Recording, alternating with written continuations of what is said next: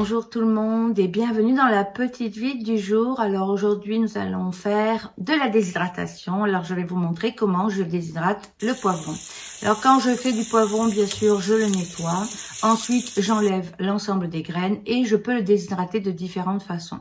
Alors j'aime notamment deux coupes. Les coupes influencent sur le temps de séchage, bien sûr, mais elles influencent aussi sur leur utilisation. Donc je vais faire une coupe en languette, c'est-à-dire que je vais aller prendre mon poivron et je vais le débiter en languette et je vais aller faire une coupe au robot. Alors avant, je déshydratais et après je me disais qu'est-ce que je vais en faire, et avec le temps j'ai réalisé que c'est mieux de procéder de façon inverse. Donc en général quand je déshydrate je sais déjà ce que je vais en faire.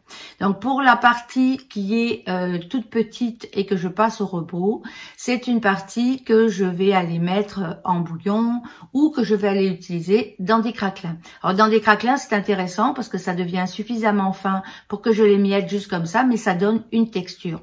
Pour les plus gros, je vais aller les utiliser sur ma pizza ou je vais aller les réhydrater pour les avoir dans un plat mijoté. Donc, commençons.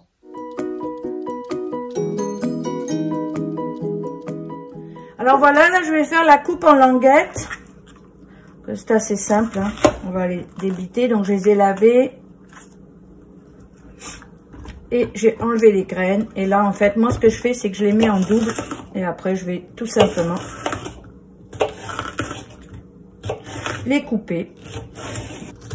Alors des fois s'il y en a des qui sont plus larges, alors je vais aller me réajuster, c'est sûr, comme là vous voyez, bon, je vais juste faire ça là. Souvent je les recoupe en deux quand c'est des longs, voilà, et je continue. C'est assez simple. Alors voilà, une fois que j'ai tout découpé, je vais aller maintenant les arranger directement sur les grilles de mon déshydrateur. Normalement, il faudrait les étaler comme ceci. Il faudrait les avoir tous à peu près de la même taille. Alors quand j'en ai beaucoup, je fais juste des paquets. Puis je me débrouille avec après. La bonne méthode, c'est celle-ci. C'est-à-dire de laisser un espace entre et de les aligner. Mais du coup, ça me permet d'en mettre plus par étage. Alors ce qu'il faut toujours vérifier, c'est la hauteur. Si c'est trop haut, vous pouvez plus avoir vous pouvez plus mettre vos 9 racks. L'idée, c'est d'aller mettre ces 9 racks. Alors, en fait, c'est très simple. Hein, on va aller prendre notre découpe. Donc, vous voyez, celle-ci, je l'ai fait plus large. Mon robot, il a comme plusieurs tailles. Que je peux le faire très, très petit ou je peux le faire un peu plus gros. Ici, j'ai pris une coupe plus grosse, juste pour voir l'impact. Et voilà, moi, je vais juste aller vérifier l'épaisseur. Alors, c'est sûr, je m'amuse pas à les arranger un par un. Mais je vais aller vérifier l'épaisseur pour que quand je le glisse dans le déshydrateur, il me permette de mettre tous mes étages. Ça sent super bon. Et je vais aller me faire des petits craquelins au poivron, ça c'est sûr. Alors voilà, je l'ai monté dans le déshydrateur.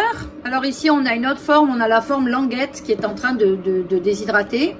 Donc ici, on va aller le mettre dans les déshydrateurs à une température de 125 degrés Fahrenheit.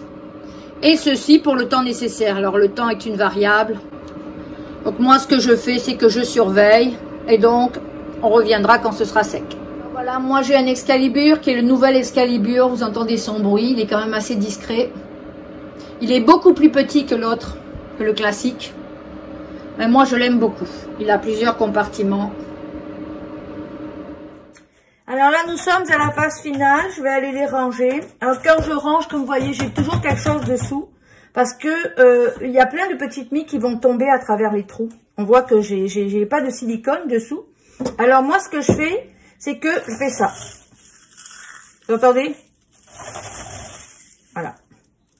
Alors quand je le broie comme ça, je sais qu'il est sec. Et des fois, je tombe sur une partie qui est pas sèche. Vous voyez, ça c'est humide. Vous voyez? C'est humide. Ça fait aucun bruit. De toute façon, c'est humide dans la main. Donc ça sera un lot que je pourrais pas mettre. Donc c'est quand même très important. Alors on sait pas, peut-être c'est de l'humidité qui est tombée d'un rack du dessus, ou peu importe. Mais quand vous emballez, toujours vérifier. Donc je vais toucher l'ensemble pour être sûr que tout est sec. Faut pas le ranger n'importe comment. Ça m'est arrivé sur un rack tout à l'heure, c'était pas sec. Et donc si je le range, la petite partie humide qui est restée, elle va aller faire moisir l'ensemble de mon poivron. Donc, vous voyez là, c'est génial Ça va être très bien pour faire un bouillon de légumes. Ça va être très bien pour faire des craquelins. Et je pense que je vais en mettre avec des carottes dans mes prochains muffins. J'aime ça, mettre des légumes et du chocolat dans mes muffins, c'est toujours drôle. Donc voilà, donc là je vais aller faire la deuxième. Alors vous voyez, tout est tombé dessous, les petites miettes, tout ça, mais c'est pas dérangeant parce qu'à la fin je récupère tout.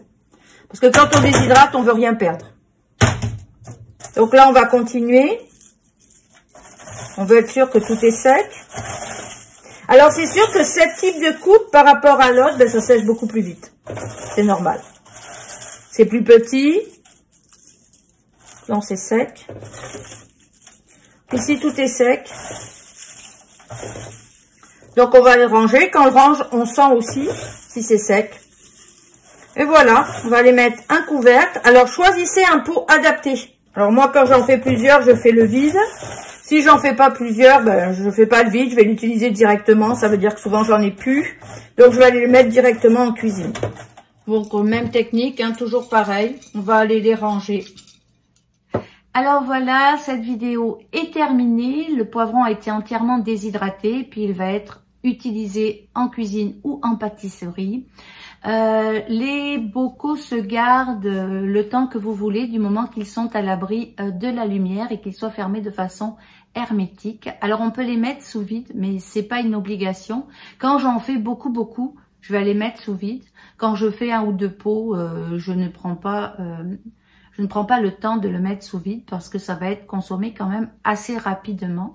Alors on les garde à l'abri de la lumière. Alors comme vous le savez, moi j'utilise la chaussette qui protège mes bocaux de la lumière, mais on peut aussi acheter des bocaux ambrés, mais le prix est bien plus onéreux. J'en ai une série. Voilà, je vous dis à la prochaine fois. J'espère que vous avez aimé cette vidéo. Si vous aimez, partagez-la, ça soutient mon travail et ça aide à mon référencement. Au revoir, à la prochaine fois.